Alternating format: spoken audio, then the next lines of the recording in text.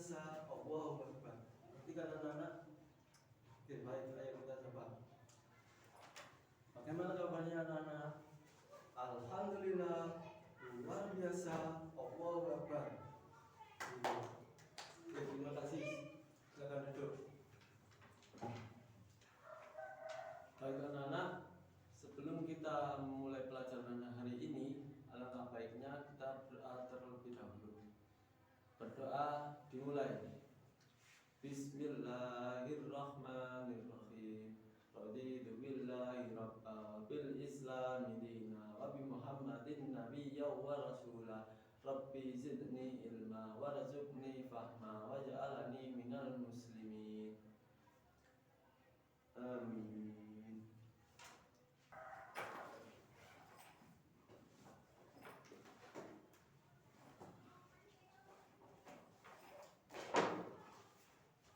Baik, Bapak absen dulu ya.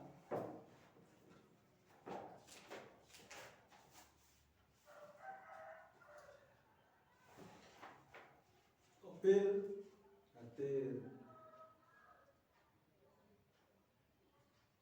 Siapa ini namanya? Mamat hadir.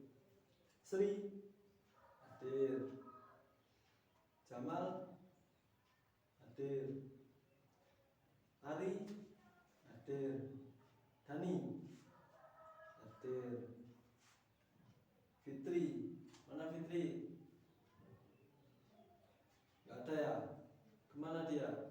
Ada yang tahu anak-anak? Gak ada yang tahu. Baik. Yang terakhir Imron hadir. Baik. Baik anak-anak.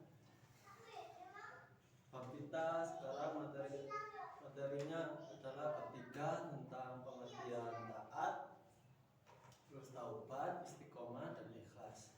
Sebelum kita ke pelajaran tersebut, ke materi tersebut, kita mengulang dahulu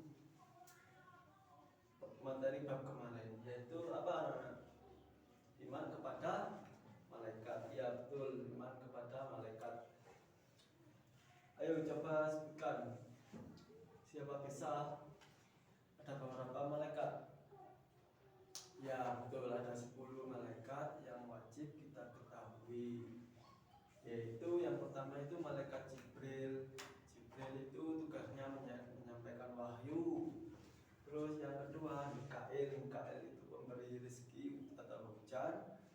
Yang nomor 3 itu Israfil. Israfil itu bertugasnya adalah meniup sangkakala di hari akhir, yaitu hari kiamat. Yang keempat itu Israel. Israel itu apa tugasnya? Ada yang tahu? Ya betul kamu. Israel itu meniup sangkakala. Yang keempat itu Israel.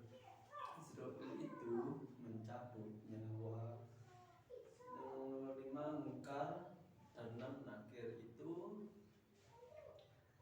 bertanya di kuburan atau pemakaman di dalam kubur. Selanjutnya ada malaikat Raqib dan Atid. Raqib Atid itu adalah yang mencatat perbuatan amal baik dan buruknya kita. Malaikat Malik itu penjaga neraka. Dan yang terakhir itu malaikat Ridwan, yaitu penjaga surga. Semoga kita masih bisa masuk surga anak-anak. Oke, next. Di pembelajaran yang bab 3 ini, yang pertemuan 3 ini, kita akan menggunakan LCD proyektor dengan PPT. Simak dengan baik ya anak-anak mata pelajarannya agar paham. Nanti terakhir saya akan bertanya. Jadi kalian harus mencermati penjelasan di PPT berikut ini. Sebentar saya tampilkan. Baik, langsung saja. Kita ke bab selanjutnya, materinya yang berjudul taubat, taat, istiqomah, dan ikhlas. Sebelum memulai materi ini, kalian sudah mempelajari dan mengerti akidah Islam dan sifat-sifat Allah, bukan? Artinya, kalian telah meyakini Allah sebagai Tuhan yang Maha Esa, yang patut disembah dan ditaati semua aturan-aturannya. Sekarang, buktikan bentuk penghambaan kita dengan menanamkan dan membiasakan akhlak mulia pada diri yang berupa taubat, taat, istiqomah, dan ikhlas. Baik, simak penjelasan dari saya. Yang pertama adalah apa itu taubat. Pengertian taubat yaitu taubat secara bahasa berarti kembali. Secara istilah, taubat berarti kembali ke jalan yang benar dengan didasari keinginan yang kuat dalam hati untuk tidak kembali melakukan dosa-dosa yang pernah dilakukan sebelumnya. Sebagai manusia, bukan malaikat atau nabi yang memiliki sifat maksum, terjaga dari perbuatan dosa secara langsung atau tidak langsung.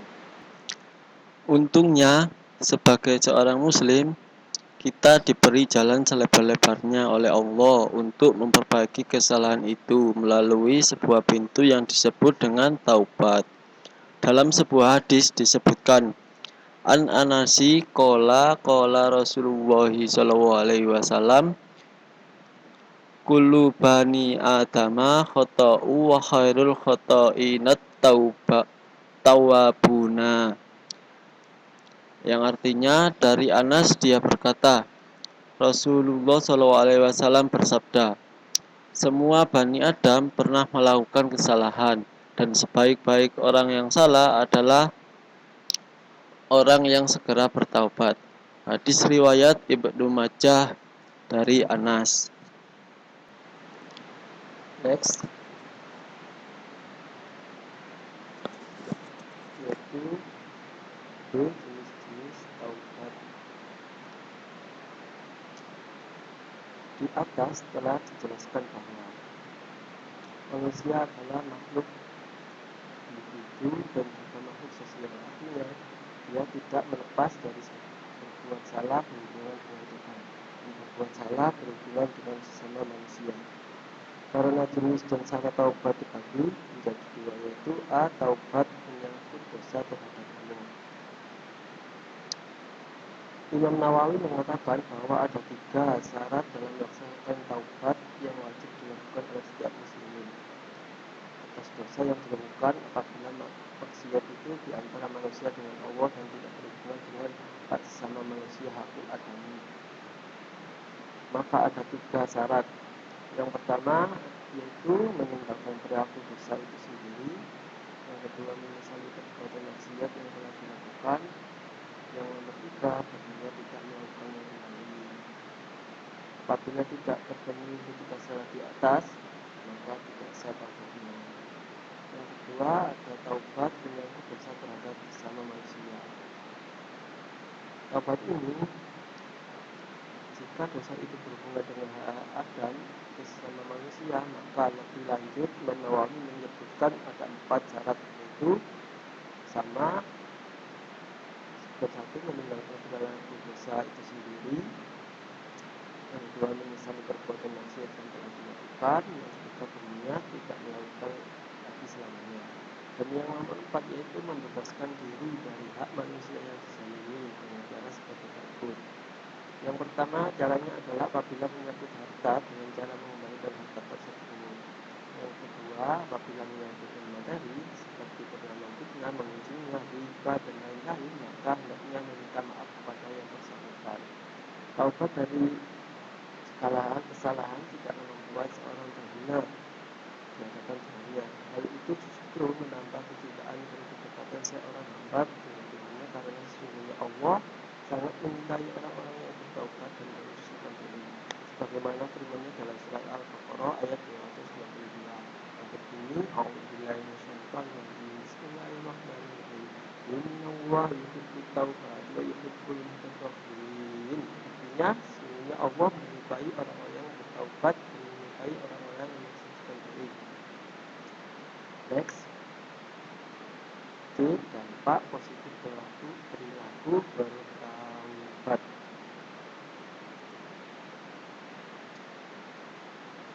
Dampak positif bertaubat dirasakan oleh pelakunya sendiri dan orang lain. Adapun dampak positifnya antara lain seperti itu.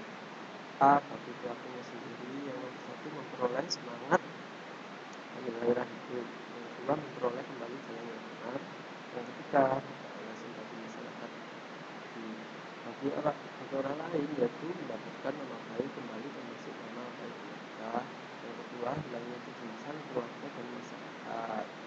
Tidak khawatir terjadi kejahatan apa yang dilakukan seperti sebelum bertaubat.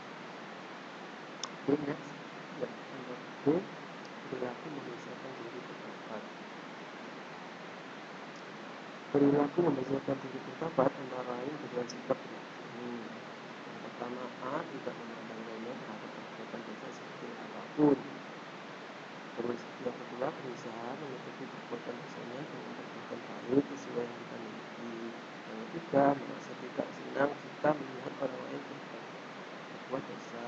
Yang keempat, memperbanyak bergaul dan dengan orang saleh. Yang kelima, yang terakhir, bersikap berhati-hati dalam bergaul.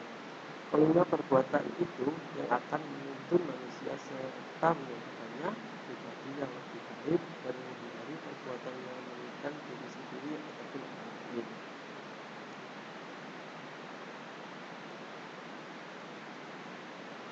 Yang poin B yaitu taat. Apa itu taat? Pengertian taat menurut bahasa berarti tunduk patuh dan setia. Dan menurut istilah adalah tunduk dan patuh dengan segala peraturan yang berlaku. Taat kepada Allah berarti patuh kepada pemerintah dan aturan-aturan yang dibuat oleh Allah dari segala hal, baik aturan itu berhubungan dengan ibadah maupun aturan berhubungan dengan berinteraksi dengan sesama manusia dan makhluknya. Dalam Al-Quran Allah berfirman, Bismillahirrahmanirrahim. Ya ayyuhalladzina amanu atiiullaha wastaghfiru wa atiiur rasula wa ulil amri minkum fa inna tanaza'tum fi shay'in farudduhu ilayha war rasuli in kuntum tu'minuna billahi wal yawmil akhir. Ini khairu ahsanu tawila. Artinya, hai orang-orang yang beriman, taatilah Allah dan taatilah Rasulnya dan ulil amri di antara kamu. Kemudian jika kamu berkenan terhadap tentang sesuatu, maka kembalilah kepada Allah, Al-Quran dan Rasul-Rasulnya. Jika kamu benar-benar beriman kepada Allah dan hari kemudian yang demikian itulah lebih utama bagimu dan lebih baik akibatnya. Dari ayat tersebut maka kita bisa simpulkan anak-anak kepada siapa saja kita harus taati, yaitu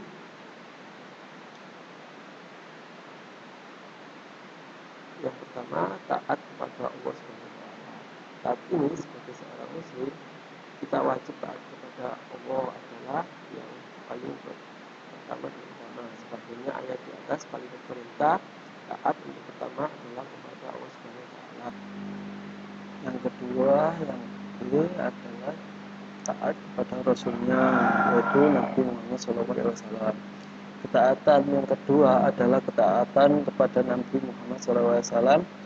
Ketaatan ini mutlak sebagaimana ketaatan kepada Allah. Ia berarti taat kepada Rasul berarti taat kepada Allah. Kemudian juga sebaliknya, tidak taat kepada Rasul berarti tidak taat kepada Allah.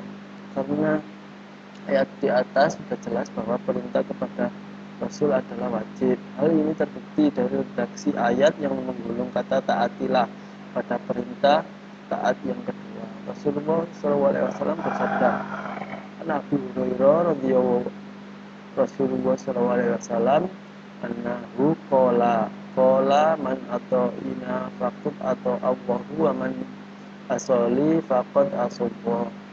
Artinya dari Abu Hurairah bahwa Rasulullah SAW pernah bersabda, barang siapa mentaatiku, sungguh dia telah mentaati Allah. Barang siapa bermaksiat kepadaku, maka dia telah bermaksiat kepada Allah. Yang selanjutnya adalah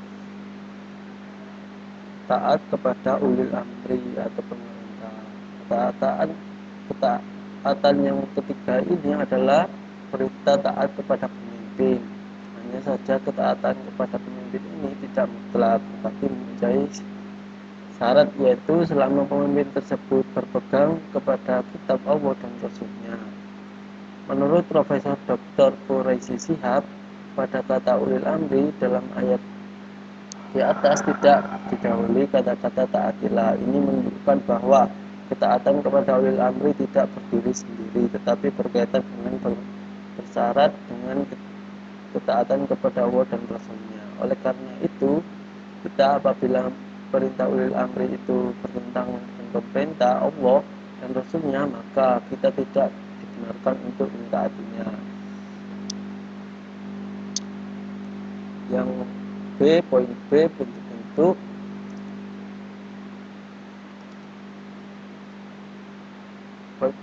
positif kepada bentuk taat yang positif, yaitu pertama memperoleh kepuasan batin,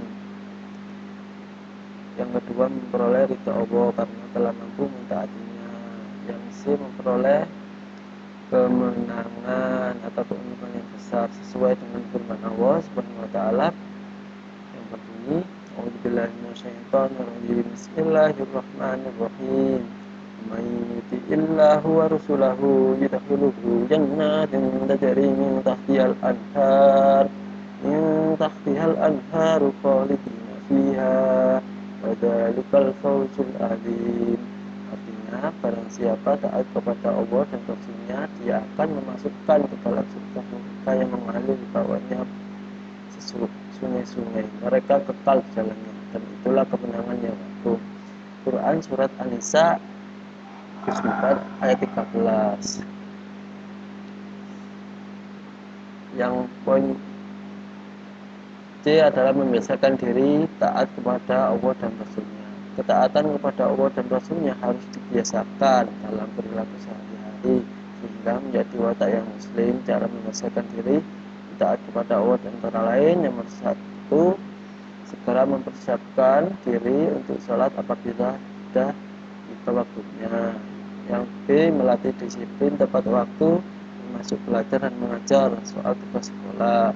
Yang selanjutnya, yang ketiga, selalu tertib mengikuti tata tertib sekolah, adalah ada guru maupun tidak. Yang terakhir, senantiasa menjaga diri agar tidak melakukan hal-hal yang dilarang oleh agama. Baik, itulah pengertian dari taat. Yang selanjutnya adalah pengertian istiqomah. Apa sih istiqomah itu? Menurut bahasa, istiqomah adalah lurus, sedangkan menurut istilah, istiqomah berarti suatu perbuatan dan sifat yang senantiasa mengikuti jalan yang lurus, yakni jalan yang diridhoi Allah Subhanahu wa taala. Dalam Quran Surat Hud 11 ayat 112, Allah berfirman, A'udzubillahi minasyaitonirrajim, Bismillahirrahmanirrahim, Istaqim kama umirtu wa man taba ma'aka wa la taqaw innahu bima ta'maluna basir. Artinya,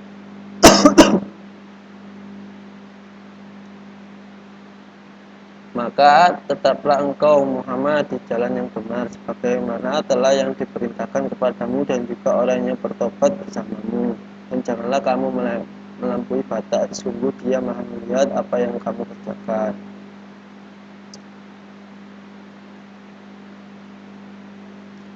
Yang selanjutnya, poin B, cara istiqomah. Cara istiqomah ini ada 4. Yang pertama itu meluruskan niat.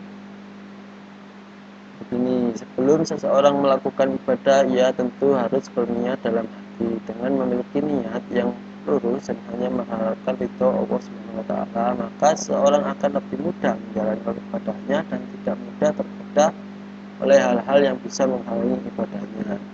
Yang kedua, memahami makna syahadat.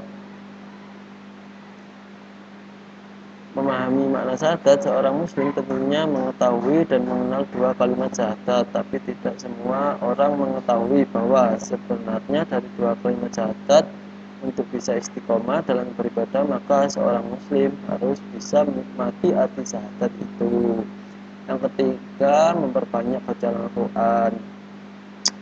Membaca Al-Quran setiap hari secara rutin adalah salah satu cara untuk mendekatkan diri kepada Allah Subhanahu wa taala. Yang poin selanjutnya, yang keempat, meningkatkan kualitas ibadah sedikit demi sedikit. Mungkin bagi seorang muslim beribadah terus-menerus sepanjang hari dan terus beribadah dengan kualitas yang lebih baik dari sebelumnya. Yang kelima, bergaul dengan orang-orang soleh. Hubungan manusia tidak terlepas dengan manusia, itulah yang dinamakan manusia makhluk sosial, dan perilaku seorang manusia juga biasanya dipengaruhi oleh orang-orang yang sekitarnya. Oleh sebab itu, jika ingin selalu istiqomah dalam beribadah, maka banyaklah bergaul dengan orang soleh, karena mereka bisa menjadi kawan saat beribadah dan senantiasa menjagamu dalam kebaikan. Yang nomor 6, berdoa dan berzikir kepada Allah. Allah adalah makhluk membolak-balikkan hati seorang dan atas kuasanya. Ya Allah menetapkan apakah ia akan memberi seorang hidayah ataukah penutup hati seseorang. Oleh sebab itu, kita dianjurkan untuk berzikir dan berdoa kepada Allah agar tetap istiqomah di jalan yang benar. Baik, yang materi selanjutnya adalah tentang ikhlas. Apa itu ikhlas? Pengertian ikhlas secara bahasa berarti bersih dari kotoran, sedangkan secara istilah adalah niat mengharap ridha Allah Subhanahu wa taala semata dalam beramal sebagai wujud dari menjalankan ketaatan kepada Allah dalam kehidupan semua aspek. Dan ikhlas merupakan akhlak yang agung karena ia memiliki kedudukan yang sangat penting dalam setiap amalan, baik amalan lisan, perbuatan, dan badan. Mengapa demikian?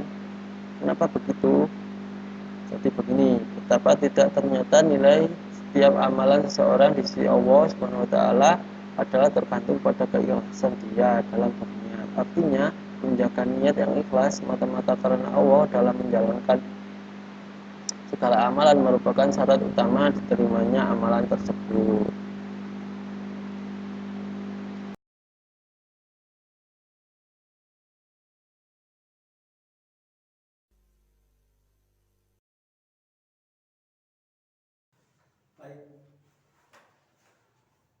Baik, jadi itu anak-anak materi kita hari ini. Ini waktu sudah hampir habis. Semoga kita diberi berkah dan manfaat. Sekian.